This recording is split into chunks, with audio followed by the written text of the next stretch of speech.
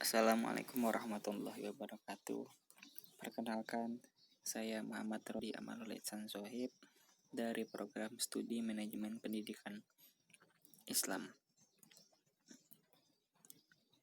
Saya dari Fakultas Tarbiyah dan Ilmu Keguruan, mahasiswa IAIN Samarinda. Baik, di sini saya akan menjelaskan mengenai manajemen berbasis pesantren. Dan saya memenuhi tugas ini karena tugas dari Bapak Dr. Ahmad Muadin MPD untuk melakukan sebagai ujian tengah semester.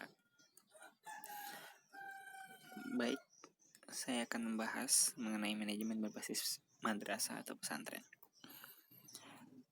Yang pertama, yaitu ada pelaksanaan manajemen berbasis pesantren. Yang kedua, ada faktor pendukung dan faktor penghambat manajemen berbasis pesantren.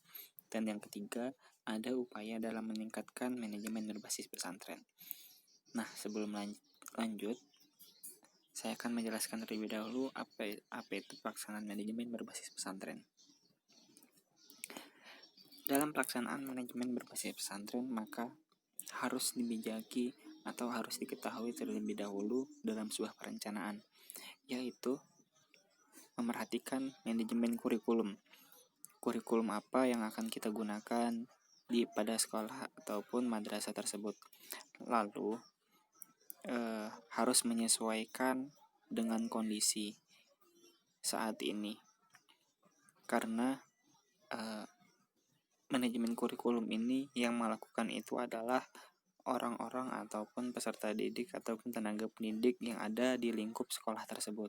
Maka dari itu harus betul-betul diperhatikan dan dipahami dan dimaknai dengan bersama mengenai manajemen kurikulum, karena sangat penting manajemen kurikulum ini. Lalu yang kedua yaitu ada manajemen kesiswaan. Pentingnya manajemen berbasis pesantren adalah manajemen kesiswaan, yang dimana manajemen kesiswaan ini mengatur segala urusan kesiswaan ataupun peserta didik pada saat di lingkup lembaga ataupun sekolah. Maka perlu menjadi perhatian bersama manajemen kesiswaan ini juga mempengaruhi dari sebuah manajemen kurikulum, karena kita bisa menerapkan manajemen kurikulum jika kita mengetahui peserta didik itu seperti apa. Yang ketiga yaitu adalah manajemen keuangan.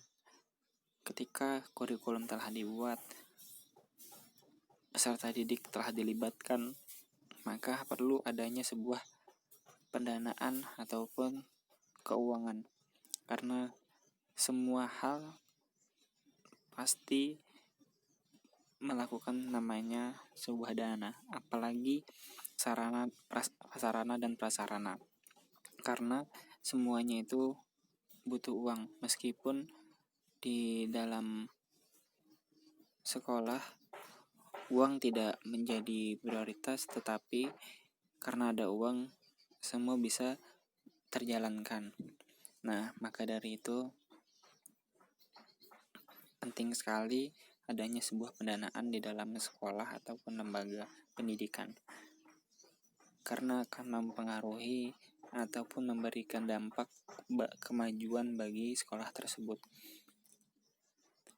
Yang keempat itu adalah sarpras.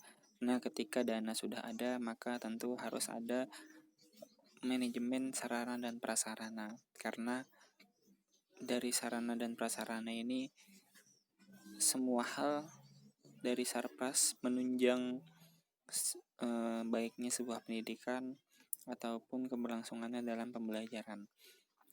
Maka penting sekali sarana dan prasarana ini di dalam sebuah madrasah ataupun pesantren. Dan yang terakhir yaitu adalah manajemen personalia. Manajemen personalia ini Mohon maaf, kelewatan.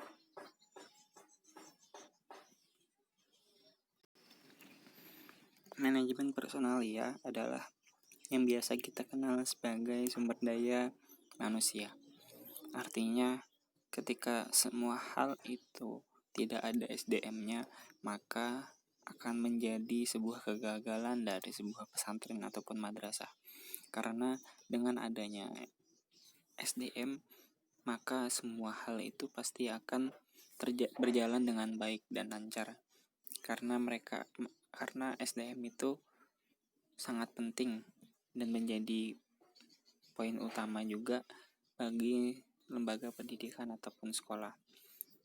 Tidak ada manajemen kurikulum, tidak ada manajemen kesiswaan, tidak ada manajemen keuangan ataupun manajemen sarana dan prasarana jika tidak ada yang namanya sumber daya manusia seperti peserta didik, tenaga pendidik,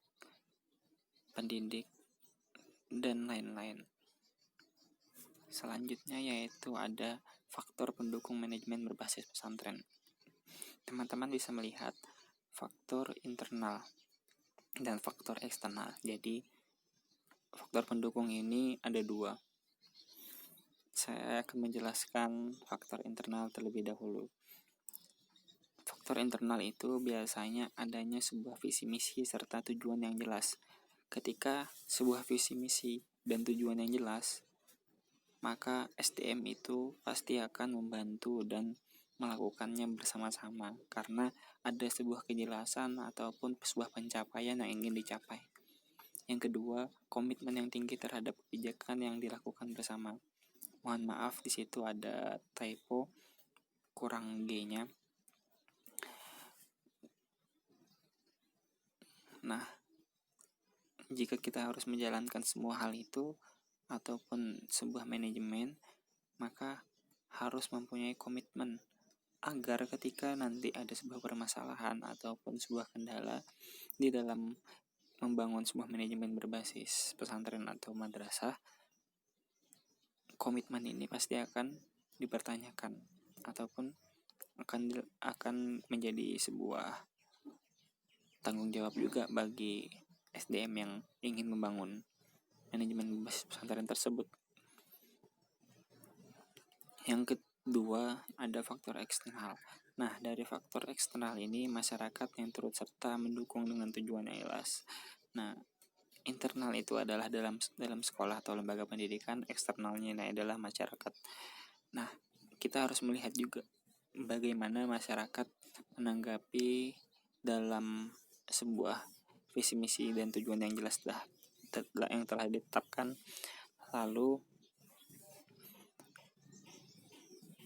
masyarakat itu harus mendukung juga mengenai pencapaian yang ingin dicapai oleh sekolah tersebut, dan juga selama itu masih dalam sebuah pendidikan ataupun pembelajaran yang baik. Lanjut, yang ketiga yaitu adalah faktor penghambat manajemen berbasis pesantren. Nah, faktor penghambatannya ini juga ada 2, yaitu faktor internal dan faktor eksternal. Faktor internal ini yang pertama adalah belum terpenuhinya sarana dan prasarana yang memadai dan tenaga pendidikan yang kurang di masing-masing bidang. Artinya, sebuah prasarana ini juga sangat penting yang sudah saya jelaskan di awal, dan juga tenaga pendidikannya ataupun SDM. Akan tetapi SDM yang sesuai ataupun yang linear itu sangat susah sekali, sehingga itu menjadi sebuah hambatan bagi lembaga sekolah ataupun madrasah dalam melaksanakan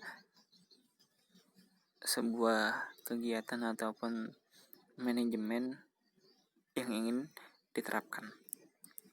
Yang kedua yaitu ada faktor eksternal. Dari faktor eksternal ini biasanya itu adalah dari masyarakat. Ketika sekolah sudah melakukan sebuah kebijakan ataupun sebuah peraturan ataupun perlakuan yang baik kepada peserta didik, maka masyarakat juga harus mendukungnya. Nah, akan tetapi di sini masyarakat menjadi penghambat dalam artian masyarakat yang biasanya jual beli yang terlarang di lingkungan pesantren, sehingga kurangnya kesadaran orang tua santri terhadap pendidikan pesantren, dan masih banyak yang beranggapan segala perubahan itu terjadi pada anak tersebut. Nah, artinya ketika anak itu sedang di luar dari madrasah ataupun sekolah, maka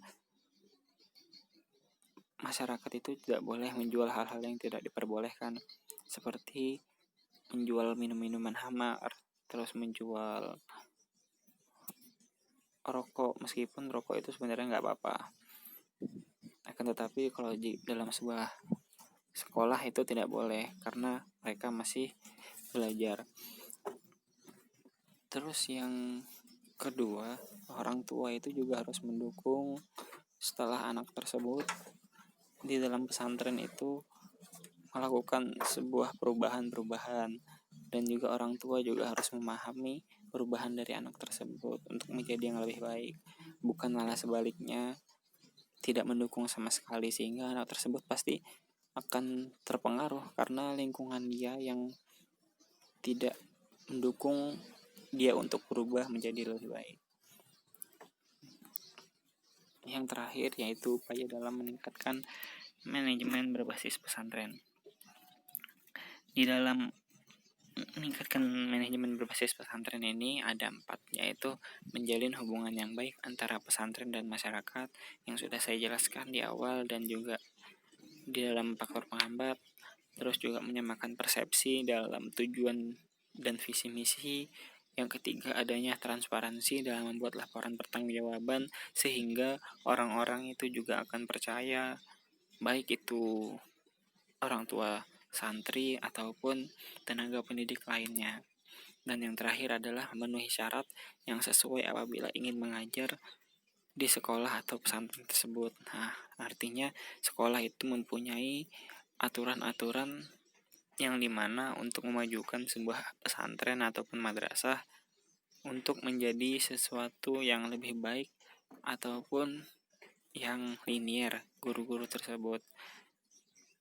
Jangan sampai ada ketidaksesuaian dalam bidang ataupun tugas yang akan diberikan. Mungkin sekian penjelasan dari saya mengenai manajemen berbasis pesantren.